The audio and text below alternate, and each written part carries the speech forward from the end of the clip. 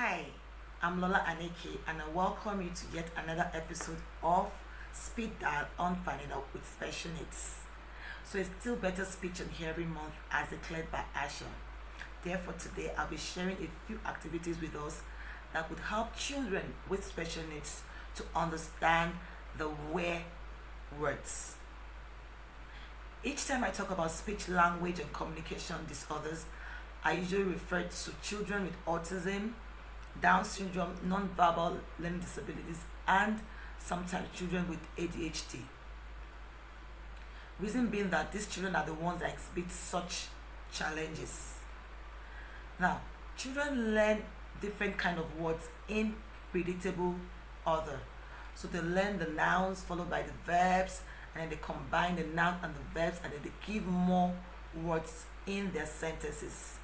Examples of nouns are mama, dada, milk, cup, bottle, plate, fork, knife, bed, baby.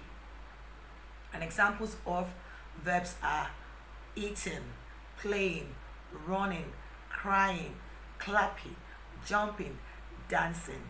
So when they're using the nouns and the verbs, you could have something like the baby is crying or baby crying.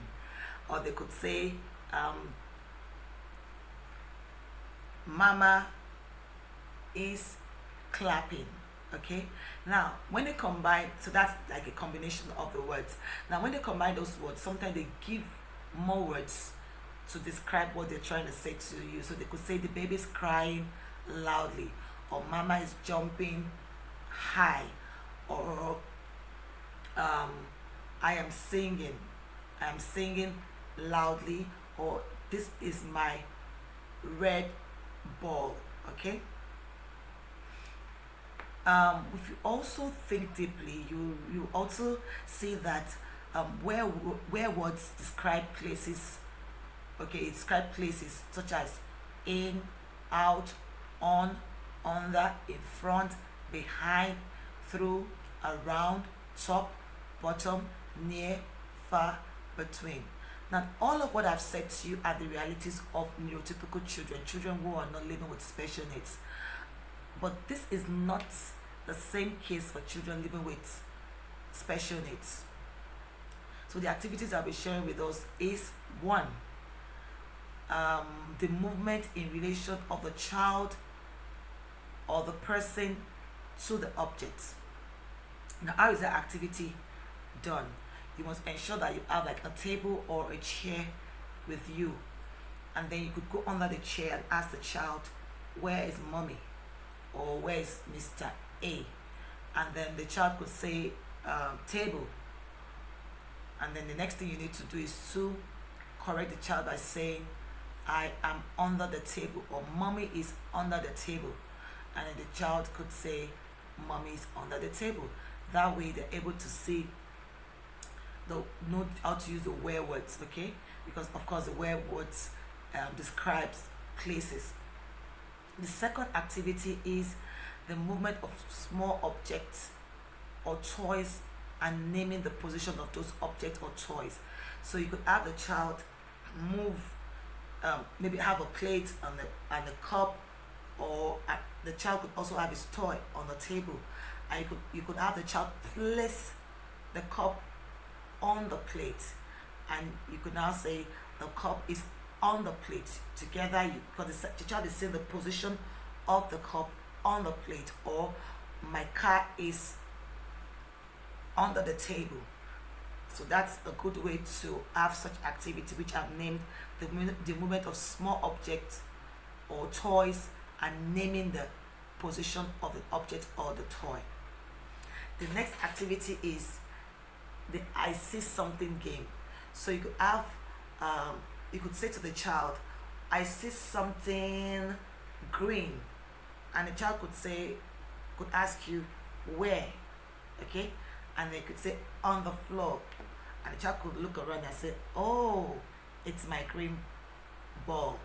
Remember, the where word describes places, and we're trying to see and we're trying to improve the child's ability to understand the where words. So that's one of the usefulness of the I see game.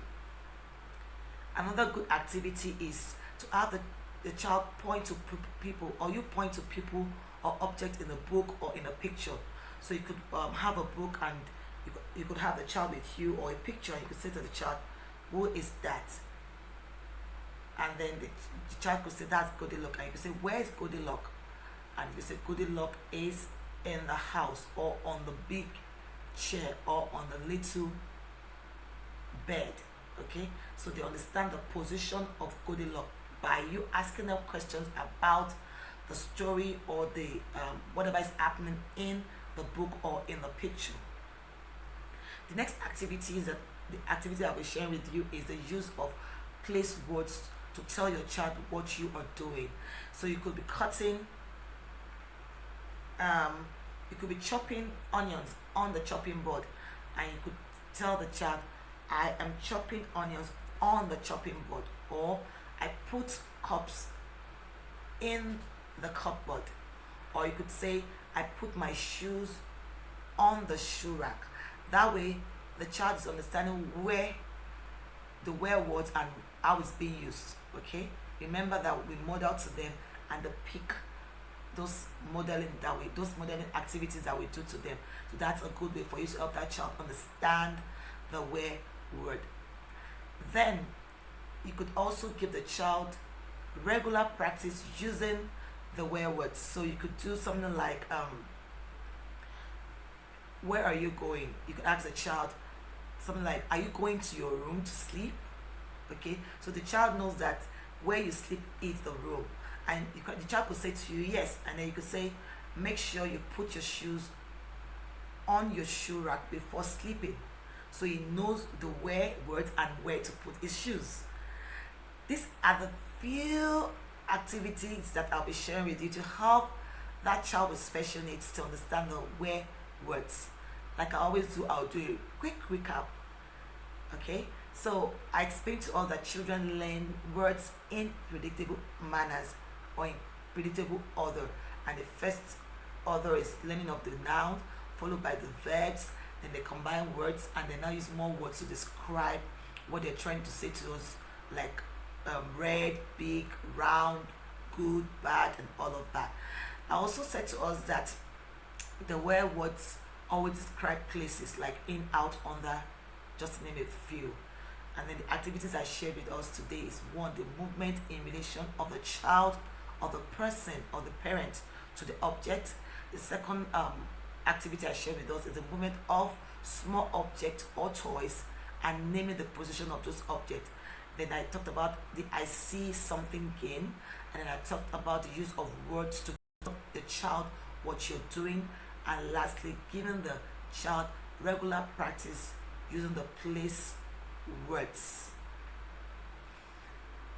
So you would have observed, and I know that it's no news, that's one of the favorite things I like doing is to equip parents, teachers, and caregivers on evidence-based and research-based practices to help improve the learning experiences of children with special needs. Therefore, for this reason, I have put together a few trainings coming up in a couple of days. You will see more information about the trainings on the flyer that will be displayed right now. Please plan to attend, and let's learn together so that we can improve the learning experiences of these children and make the world a better place for children with special needs. Thank you so much for watching this video. Until I come your way next time, bye bye from me.